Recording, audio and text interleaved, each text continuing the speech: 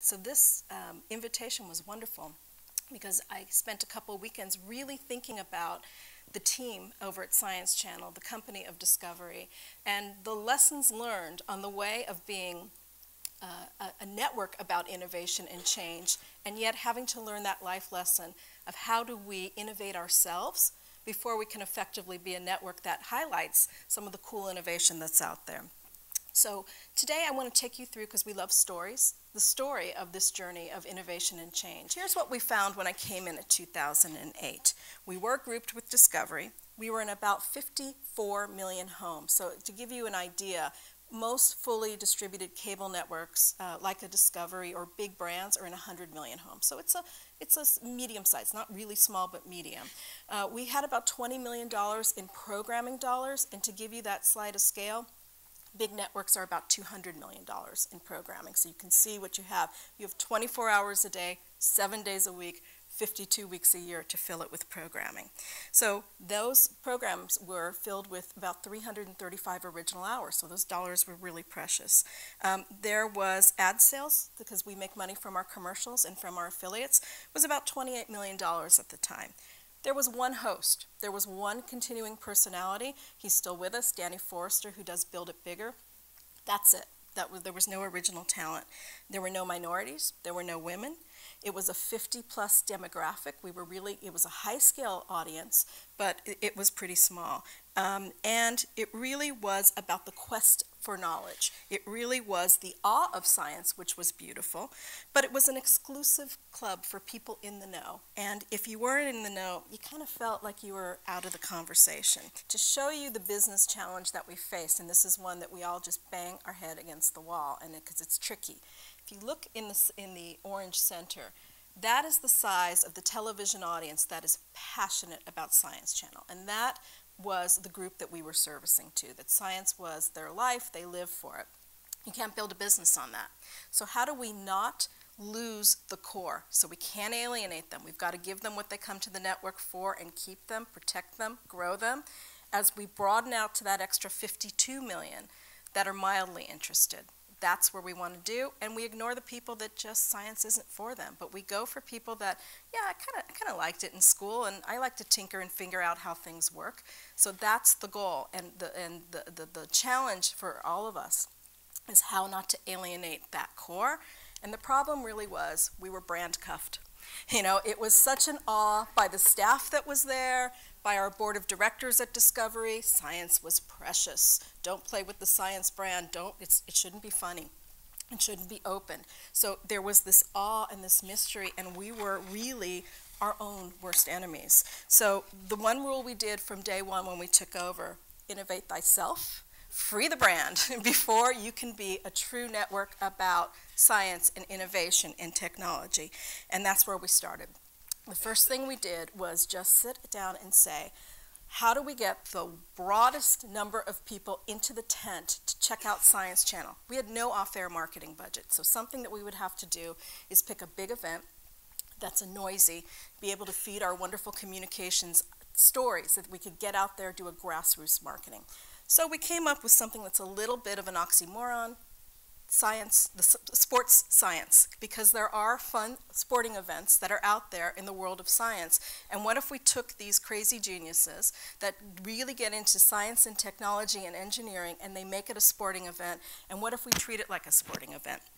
And so it was the birth of something called Punkin' Chunkin'. Is anybody familiar with Punkin' Chunkin'? Okay. Highest rated special even today ever on Science Channel.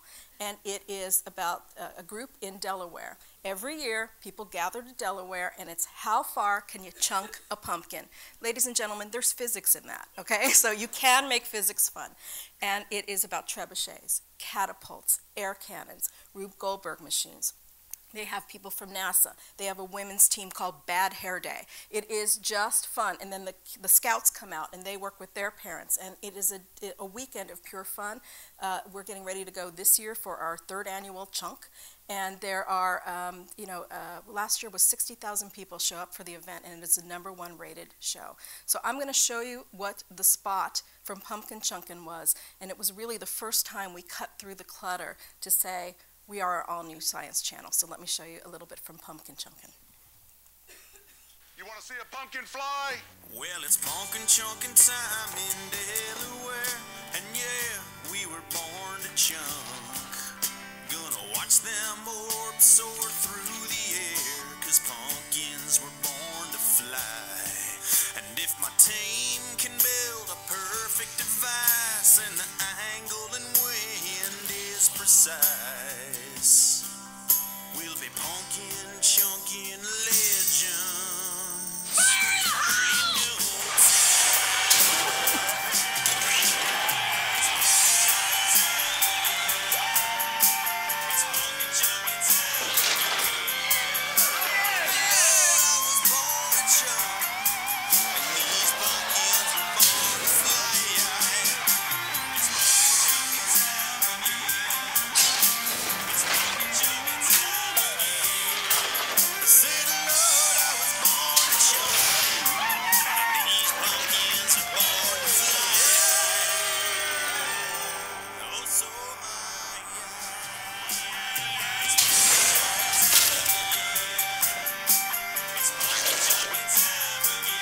So that was the first time we broke through, and it was a blast. It went viral, it was fun. We had families show up for the first time and really broke through the clutters.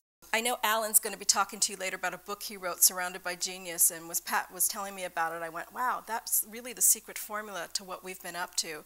We were surrounded by genius. And when I came in, this was a scared group. This was a group that had been beaten down a lot. Just when they were experiencing success in the old regime, shows would be moved over to other networks.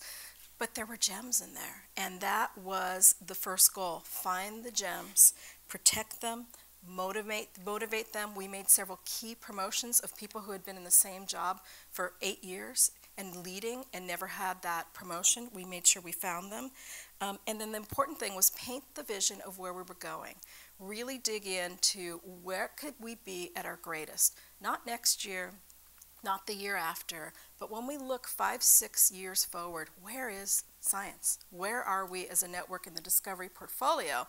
But bigger than that, where are we on the content landscape? Stop thinking about it just as a television company, because Lord knows what we're going to be watching television on. Where are we as a brand? Where can we take this thing? Paint the picture. Give everybody a chance, so that everyone had a good 6, 8, in some cases 1 year to make that transition, that you're not coming into work at 10 o'clock and leaving at 5. You have to be hair on fire about this brand. You have to feel this brand, you have to live this brand. If you don't, you just don't fit into this group, and that's okay. There's other places you can go within Discovery, there's other things. And the key is, the hardest thing in the world, make the changes.